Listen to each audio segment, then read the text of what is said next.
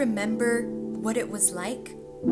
Sometimes we look back at how different things were, how much easier things were. Those memories of the past, points in time, people, places, moments we never thought we'd have to live without. Waking up for church, preparing our best attires, lifting our hearts out in praise along the pews, being in prayer, study, and fellowship with fellow believers, meeting one another, encouraging and building each other up, serving alongside each other, and making His love known to everyone we meet. Did those things change? If you had asked anyone 2 years ago where they'd be in the year 2021, a global pandemic would have definitely not made that list. When the alarms went on high and the lockdowns began in March 2020, the world had to quickly adapt to the jarring changes that swept through daily life. Everything was at a standstill, and life seemed to be put on an indefinite hold. So the question remains, did how we worship change in the time of the pandemic? With the constraints of quarantine measures and safety precautions, communing in a physical church was definitely not an option for most. The face-to-face fellowships and services have shifted to a virtual kind. Church meetings shifted to simply watching the sermons from our computer screens in the comfort of our homes. Praise and worship shifted to virtual recordings.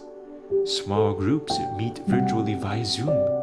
And most of the time, we're physically isolated from the rest of the body. There is this presumption that in any use of the word worship, it automatically equates to worship through music and song, or some chant, or verbiage. When we think about a call to worship or worshiping God, the first thought is people coming together in a hall with a booming sound system and lights, singing songs together and lifting their hands in the air as a band and some really great singers lead us into praise from the front of the stage. We often limit worship to singing in church, playing music, some emotional outburst, and even dancing. But what happens when all those disappear? When we're unable to physically commune in the hall to sing? When the songs quiet down and the music fades? When the rituals and routines cease? Someone once said, when every other voice is hushed, and in quietness we wait before Him, the silence of the soul makes more distinct the voice of God. Many things have changed in the last 2 years, some more drastically than most. In the times where the conventional definition of church services and fellowship have shifted, our experiences have been stripped of the loud sounds, the bright lights, and the stage has been cleared to make us reflect what it really means to worship and praise our God. Don't get it wrong. Music and praise is an amazing form of worship.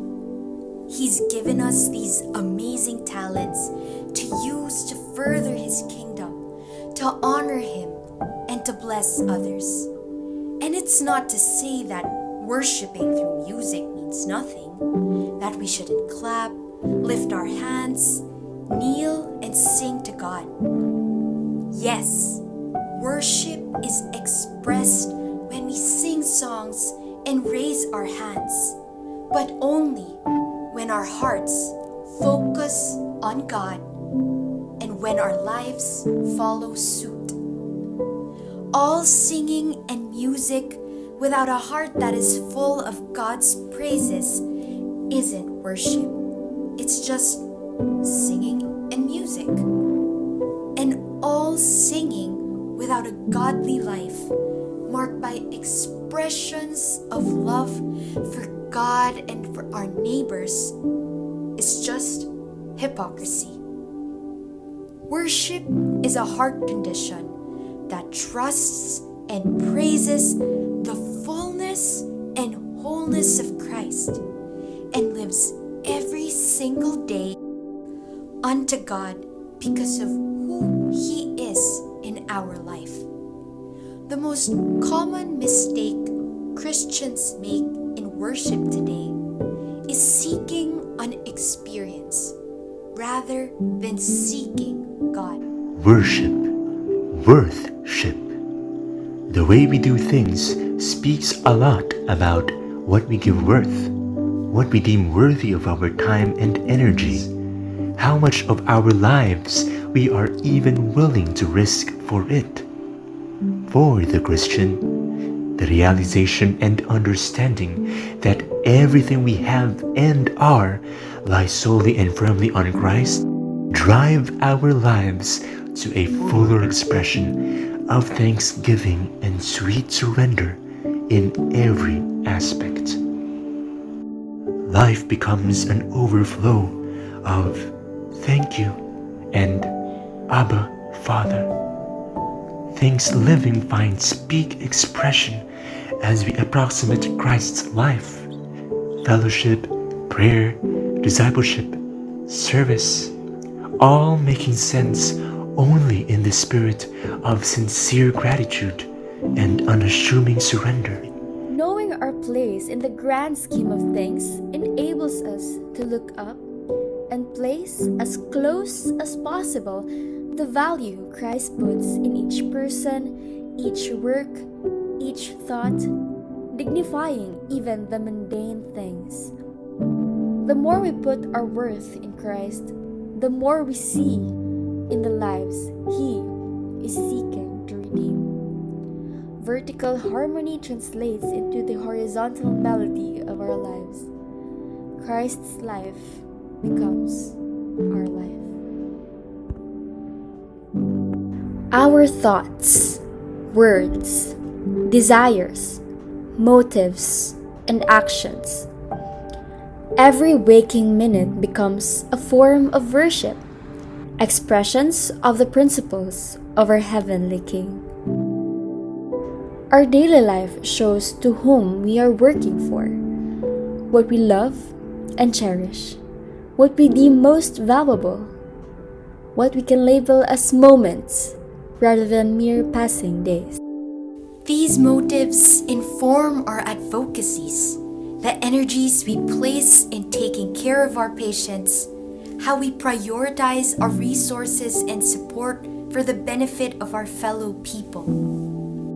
Every study and research grind, every medical mission and consultation, every blood drawn or meds administered, Every medical and surgical procedure, every sleepless night and wearisome day. All are extensions of the power that filled the healing ministry of Christ, the overflowing love and worth He gave to every person whom He created and redeemed. and if God was willing to forgo His life to renew and sustain a mere human's life for eternity, how much then are we willing to give to adequately fulfill the word, worship? So yes, this pandemic did limit our usual expressions, but it did shake us up to look circumspectively to the real nature and object of worship.